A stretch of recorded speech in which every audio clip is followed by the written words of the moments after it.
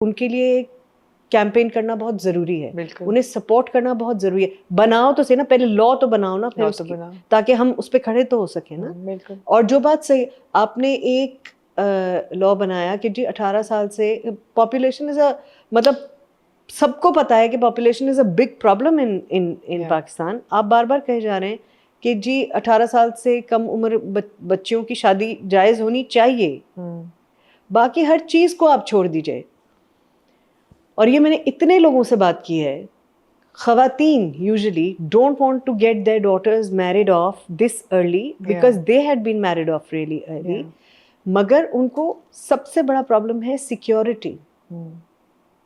उनका ख्याल है कि वो अपने बच्चों को सिक्योर कर देंगे अगर वो इस मर्द बाप की तहवील से निकलकर उस मर्द शौहर की तहवील में चली गई तो जी।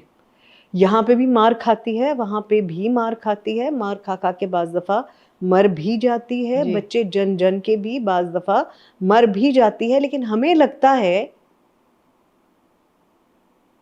कि वो वहाँ महफूज है।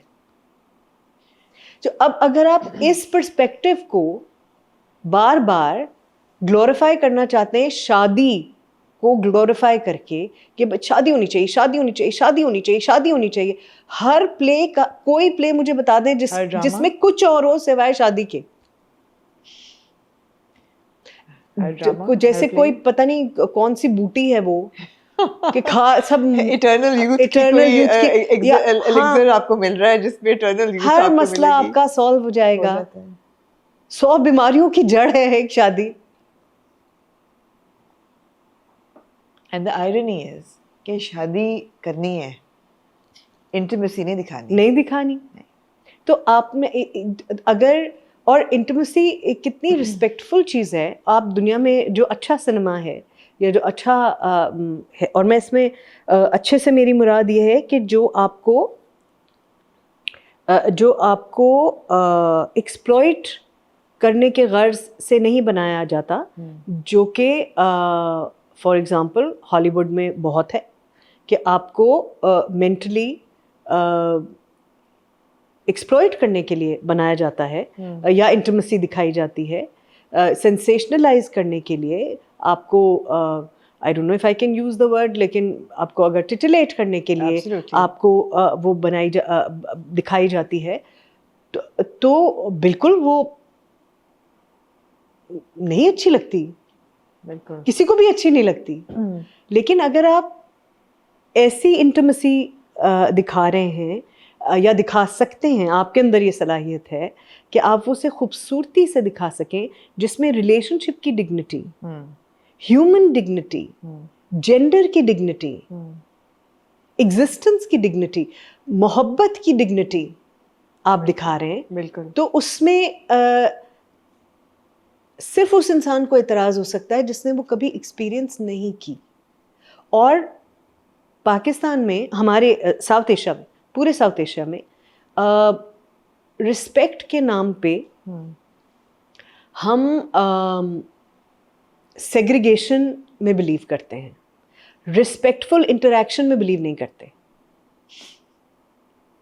हम बार बार कहते नहीं जी मर्द और औरतों को अलग करो, स्कूल में भी लड़के लड़कियों को अलग करो, यूनिवर्सिटी लेवल पे जाके लड़के लड़कियों को अलग करो, क्योंकि इससे खराबी पैदा होती है। हम उन्हें रिस्पेक्टफुली इंटरैक्ट करना नहीं सिखाते, कोएग्जिस्टेंस नहीं सिखाते।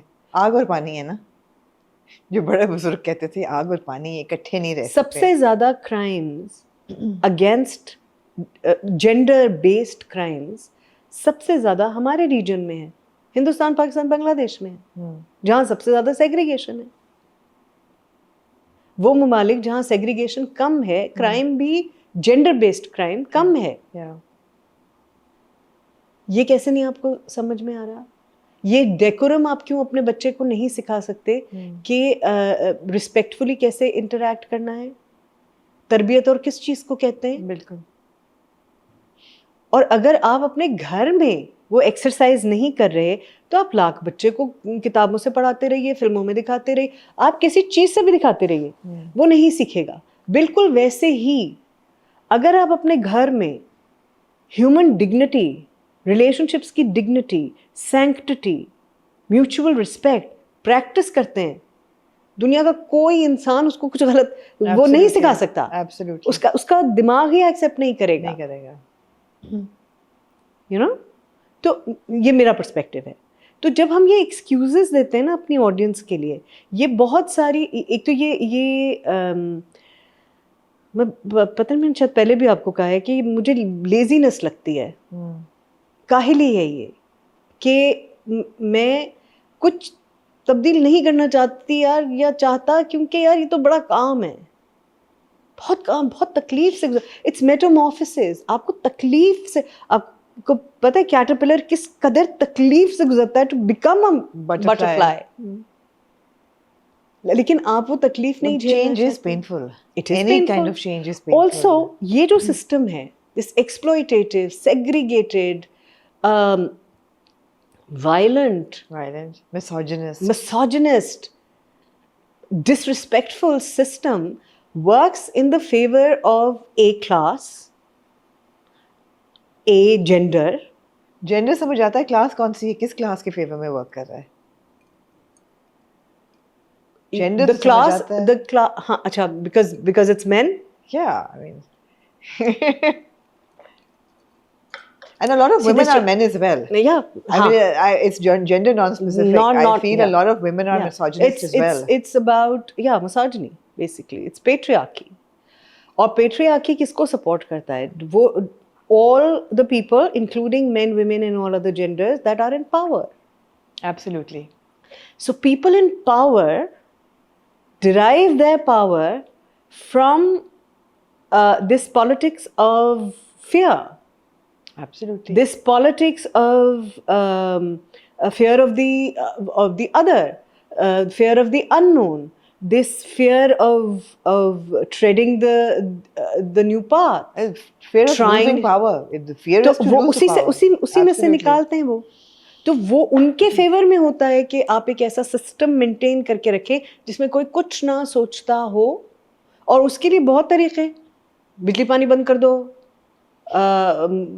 एक तो पढ़ाओ मत, फिर बिजली पानी बंद कर दो, महंगाई कर दो, पेट्रोल बढ़ा दो, ये सब it's the same thing, it's part of maintaining a status को। इकोनॉमी भी स्टेटस को, इकोनॉमी हर ग्रुप ऑफ जो भी उस वक्त पावर में होता है वो डिजाइन करता है इकोनॉमी टू कंट्रोल पॉपुलेशन। बिल्कुल, है ना। तो ये इतनी वायर्ड कॉन्वर्सेशन हो रही है, मैं इसको थोड़ा सा अनवायर करती हूँ ताकि आप एक ठंडा सिप लें और कॉफी जो कि अच्छी है, अच्छी कॉफी है, बहुत अच्छी है, थैंक यू, कॉफी बहुत अच्छी है और इस ठंडी कॉफी की बहुत जरूरत इस डिस्कशन में तो मैं आपने शाबाश नहीं दी मुझे, मैंने अपनी आवाज किस कदर काबू में रखी। आपने बहुत कुछ काबू में रखा आवाज और गुफ्तगू दोनों आपने बहुत कुछ काबू में रखा। आदब जो मैं ना शायद रख पाती। मैं बहुत ट्रिगर हो जाती हूँ इन बातों से, इन कॉन्वर्सेशन से। मैंने प्रैक्टिस किया ये, अब मैंने ट्रिगर नहीं होना प्रैक्टिस किया है, क्योंकि ये भी हमारे खिलाफ जाता है, क्योंकि ट्रिगर होके हम गुस्से में बात करने लगते हैं जिससे हम इंगेज नहीं कर पाते। नहीं, मैं बहुत ट्रिगर हो जाती हूँ जब मुझे अम्मी ये कहती है ना, क्योंकि मुझे लगता है उस जनरेशन में भी मिसोजिनी बहुत इनबिल्ट थी। ऑल्दो अम्मी तो extremely talented, progressive, working woman all हर लाइफ, मगर उनकी हमेशा ये थी मैं ना सुपीरियर थी, and she would say it, उनकी एक लाइन होती थी, I am pro man. I said what does that mean, do you hate women? नहीं, मैन अल्लाह ने बनाया सुपीरियर है। मैं कहा तो आप अब्बू को समझे ना सुपीरियर उनसे क्यों लड़ रही हैं? समझे उनको सुपीरियर। It's not exercisable. ये जो आइडियाज हैं, जब ये प्रैक्टिकल लाइफ में आप उतरते हैं, एंड और अब्बू की बात नहीं कर रही हूँ मैं अब एक जनरल औरत की बात कर रही हूँ जो आपकी मैस ऑडियंस है, बिल्कुल टेलीविजन की मैस ऑडियंस है। ये वो वर्किंग वुमेन है फॉर एग्जाम्पल, जिनका तमाम काम वर्क फोर्स में इंक्लूडेड ही नहीं है, वो वर्क फोर्स में इंक्लूडेड नहीं है, वो अनरजिस्टर्ड वर्कर्स हैं, जिनका मेहनताना घर के आदमी को जाता है या खानदान को जाता है जी, उनका सारा पैसा खानदान पे खर्च होता है, एजेंसी नहीं मिलती, वो खानदान को सपोर्ट करने के लिए काम पे निकलती हैं। अब आप उस औरत को ये बता रहे हैं कि ये आदमी जो डिसीजंस लेने की सलाहियत नहीं रखता,